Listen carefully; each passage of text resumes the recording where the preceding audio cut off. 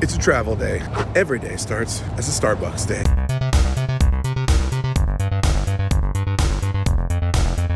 Glass, what did you get me? I got you a chicken biscuit, some hash browns, and then we're gonna share table item chicken minis. Table item when we don't have a table? Yeah, well, you know. I asked for one item and he got me 2.5. Yeah. And this is my first time ever having Chick-fil-A breakfast. It's actually my first time having Chick-fil-A in probably, I don't know, a couple years. Not super keen on the Chick-fil-A, but it was a gift and you can't turn away a gift. First Chick-fil-A breakfast buy ever. It's a chicken. Oh, grape jelly? I need you to grape jelly it first. Chris is from the South. We have an affection for grape jelly. Yeah, we put it on everything. If you haven't put grape jelly on your breakfast sandwich, you're missing out. It goes especially well with sausage. Ooh, yeah. I think you'll find it goes especially well with chicken? The chicken biscuit. That's a thick jelly.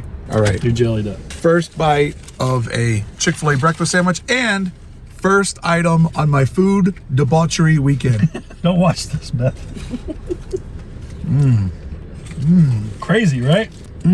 Yeah. Let all that soak right into your taste buds. That is good. Damn. Hate the politics, love the poultry. Oh, that should be their new slogan. That's what those cows should be painting on the billboard. Oh my God. Item number one, amazing. What is this? These are chicken minis. They're essentially nuggets inside of a little biscuit. Hold on. A chicken nugget inside of a baby biscuit? Yeah, there's 4 of them in here. All right. We're gonna go 2 and 2. We're gonna go 3 and 1. Okay. Because I think you're gonna want a second. All right. So what's it called? Chicken mini. Not Chicken Little though, because that's KFC. Oh my God. Has a little bit of a honey butter on top. Wow. Wow. This is dessert. That's my absolute favorite item. It almost makes wow. Yeah. Definitely 1. I'll let you think about that. No, definitely 1. Did you say these are called hash rounds? That's what I call them. Good save. And my first ever hash round. You can't see Audra because she's in the back, but I agree. That's the best hash brown I've ever had. Right? Yeah, it's really good. Perfect. All right. Great success. Thanks for curating my Chick-fil-A experience. Yeah, we gotta have some breakfast for the road. Let's go. Let's get it.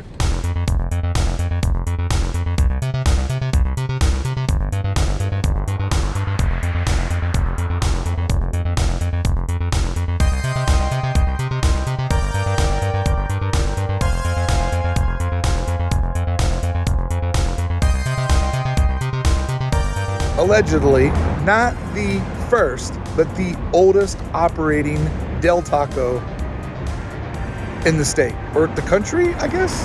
Yeah. Anyways, a tradition of hitting the Del Taco on the way to Las Vegas. I think I'm gonna do the taco bun taco. I don't eat a lot of Del Taco, but I always stop here.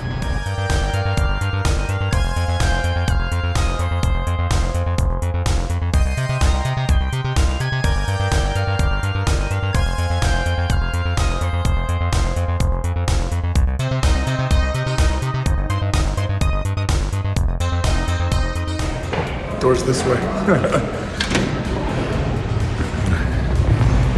Even though every Del Taco or every McDonald's is basically, it's the same, it's always fun to go to the first one because it kind of reminds you that before these became such big corporations and before fast food became such an industry in America, they were family owned and operated businesses. Like one person had the idea of, hey, we should start a taco place and hopefully it'll grow into something bigger. It's a nice reminder that all of these places once were one person, one family's blood, sweat, and tears, personal and emotional equity to build these businesses that pretty much forever, for the good or for the bad, changed the landscape, the face, and the nutrition of America. Are there still Del Tacos that are being birthed today? Is there something like this that still happens? Or is this just now all a big corporate America push? Like, I'd love to know if there's just somebody somewhere that's starting something that's going to grow to the scale of a McDonald's or a Del Taco, Taco Bell, KFC, or is that a moment that we don't have anymore? Who knows? Time will tell. Look at this sign. Real quick, just real quick out of the corner of your eye. Does it not look like it's a toilet on the sign?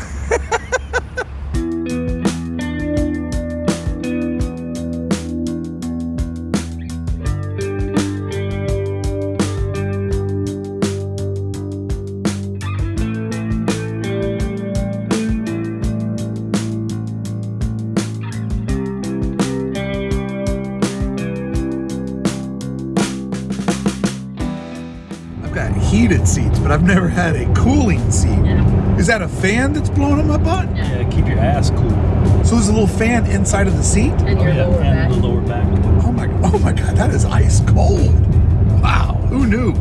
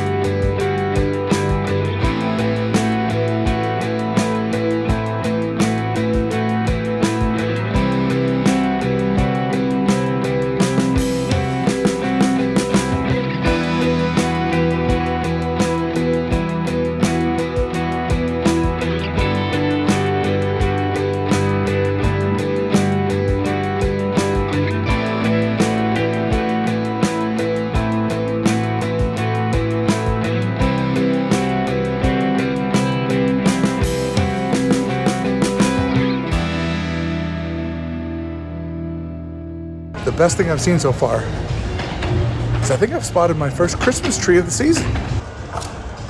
That is definitely a Christmas tree, and I'm gonna have to go check out what is happening over there.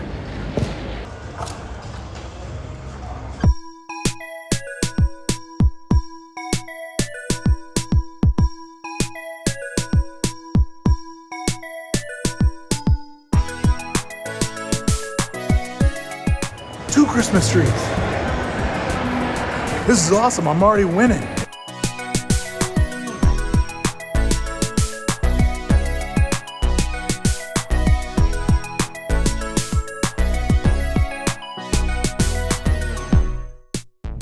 The Christmas tree, a Christmas village. Okay, so it's not completely built yet, but there is a Christmas tree outside my window. Yeah. Oh, yeah. Christmas tree outside my window. When casinos can support real art, I think that's a win. Take some of this sucker money, give it to an artist. I like that. I hope to discover a lot of good art this weekend that most people just breeze by, but to me, that's worth the price of admission. I really like that piece.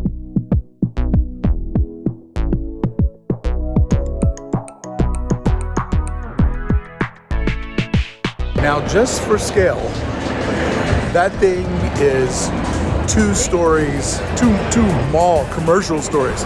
That thing is huge. Another great artist installation, but just too bad this one has a lot of advertising on it, but seeing it as a spherical emoji, that was pretty cool and timely. I dig that. I liked it. I can come here and get some Spaceship Earth vibes.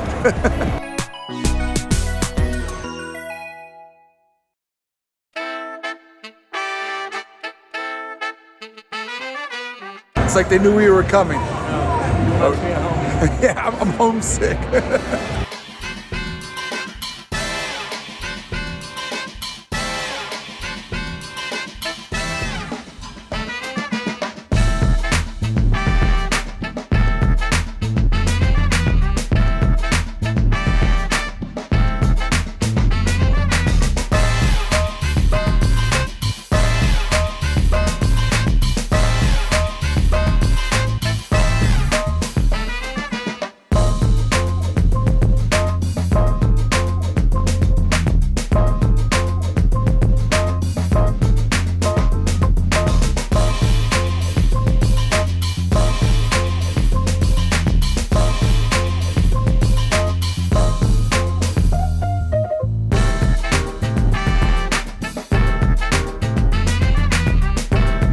All right, so I'm officially in love with this thing.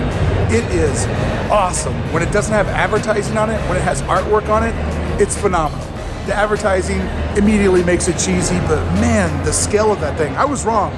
It's more like over 3 stories tall, 3 commercial stories tall. That thing is awesome. And that's kind of my vibe at Vegas. I love the spectacle. I love all the things that the money of Vegas creates, the possibilities, the art installations, the make you look moments are the things that suck me in. So I'm kind of here more so to catch the vibe, but that's kind of my brand. Now I know what the Christmas tree outside of my hotel room is for and why I have to come back to Vegas.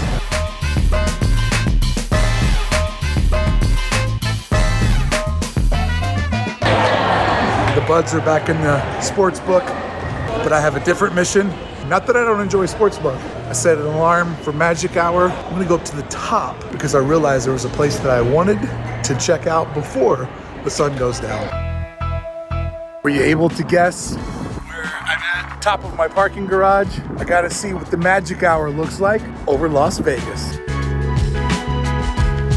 So unfortunate for me, this adjacent parking structure is the one that actually is on the strip, and it's fenced off from my parking structure. So not exactly gonna get to see the view that I was hoping for of the sun going down the Las Vegas Strip, but always cool to get up high to get a different perspective on things.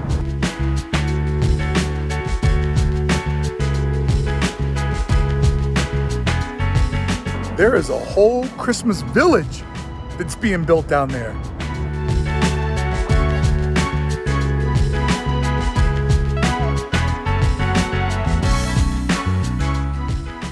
Now behind the building that is across from me, you'll see that sphere that's being constructed.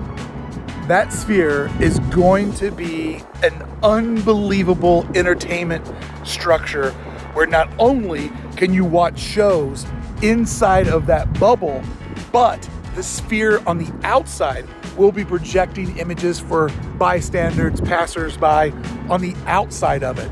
It is going to be an unbelievable entertainment facility. I cannot wait to see that thing come to life and to get to see it in its construction stage. Ooh, that's like seeing behind the curtain. I want to see, can I walk over to the other structure on the lower level? And no, completely fenced off. Man, I need to get on the other side of that fence because this garage is the garage with the views. But I'm stuck in this garage. I wonder if I go all the way down to the ground floor, can I just easily walk over to that? We'll see.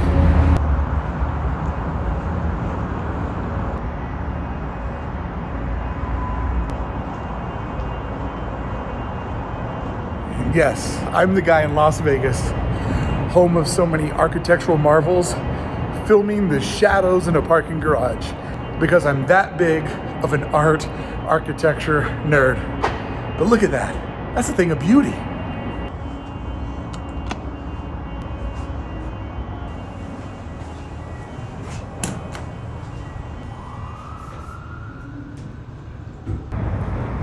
All right, can I finagle my way over to that second parking structure? That's the goal here.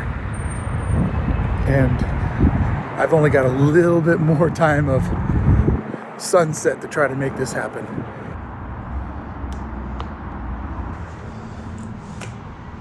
I don't know how good the view is going to be because we're not exactly on the strip, but why not? I'm here, camera's rolling, sunset. Let's see what vibes we can find.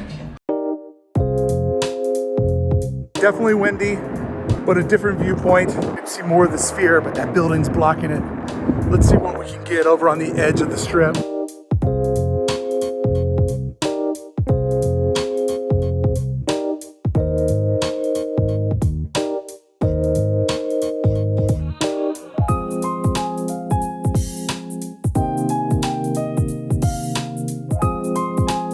relationship between this building and this building. Exact same finish, exact same reflective material, but I love that the concave or convex on this one, how it complements the second tower. They're not doing the same thing, but there's definitely a strong relationship between the two of them. And I just love that sleeker look. And look at the reflections and the sunset in them. It's kind of more my vibe than the older, more like stone type building, you know, like the Treasure Island type that looks like an old New York City hotel. I enjoy the sleekness, and I just love the space that is created between the two of these buildings. It's because of the curvature, it's almost like you can feel the energy flowing through there. I'm gonna walk up to the end of the parking structure so I can try to get more of that dome to show you guys, because that is gonna be insane.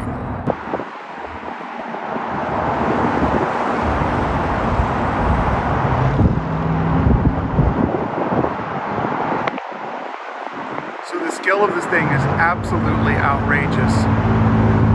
And you can see the space between the inner dome, which is the theater that we will be able to go and see shows in, versus that outer dome, which will also be a projection board for everybody on the outside.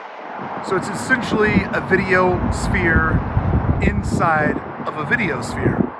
And that space between is the architecture that's needed to lift that unbelievably heavy roof that will go over the top of everybody inside of this structure. I believe it's being built by the Madison Square Garden Group, MSG. And man, oh man, is that going to be something to see when it's done. Not only will it be acoustically perfect, being a sphere, but seamless projections all around the crowd on the stage. It's going to be a once-in-a-lifetime place to see any performance. I have a love for hacking places like Disneyland, Las Vegas, New York City, where I live in Southern California. I love coming to places like this and not doing the traditional thing. Like, not a huge gambler, but I love coming here and doing the urban exploration because there's just so much money and competition to try to outdo your neighbor. And it's one of those environments where you can truly see some innovative risk taken in the architectural space. And some of them win big and some of them are kind of disasters. But I love the art of trying. And I love seeing what somebody thought was a good enough idea to get lots of people to invest tons of money into it. And so it's just a city that's unlike any other city because it's a giant mall. And to me, that's not a bad thing.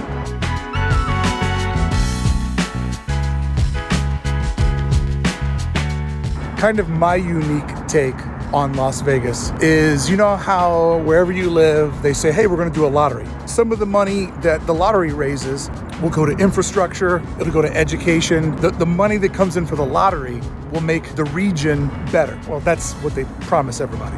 And I enjoy with Las Vegas that all the money that comes in through gambling does circulate back around. I was looking to see if my hand was dirty. But theoretically, the money that comes in through Las Vegas, through gambling and all of its various enterprises, that's the money that builds the city, builds the experiences. So I like that juxtaposition, that one thing that is sort of the demise of mankind, according to some, is the thing that funds what mankind does that makes us different than the rest of the animal kingdom. Construction, design, creating habitats, using our opposable thumbs. Like, we build cities.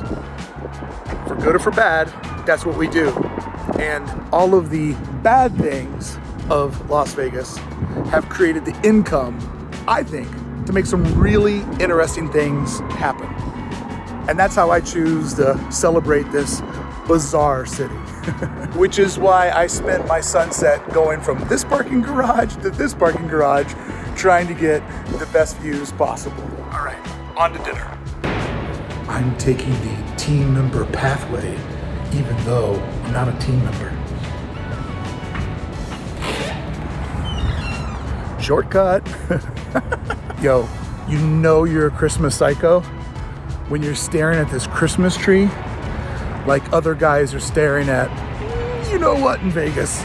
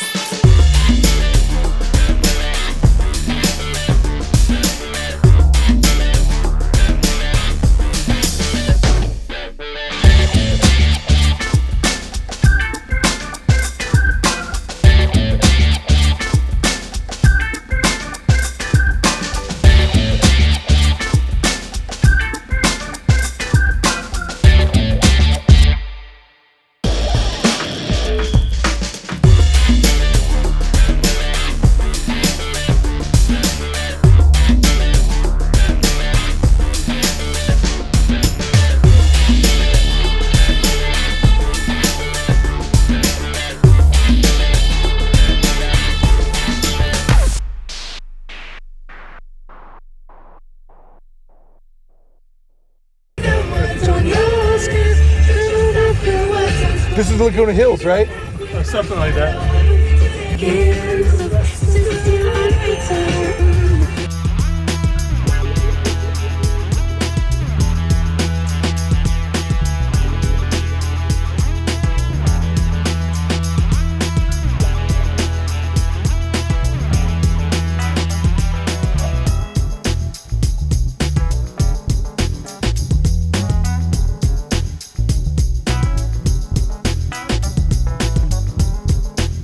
I thought Disneyland lines were long. I don't know what we're walking past, but it is so long. Like blocks and blocks and blocks of people waiting in line, and I have no idea what they're waiting in line for.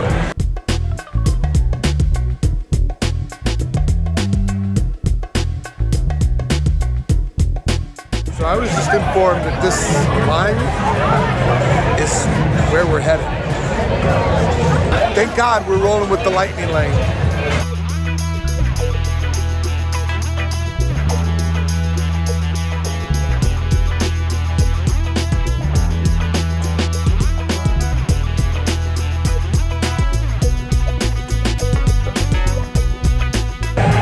So apparently, this is our destination. We're going to Brooklyn Bowl.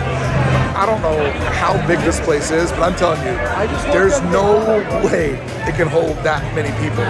So TBA on our evening activities. Like I said, we might have a lightning lane.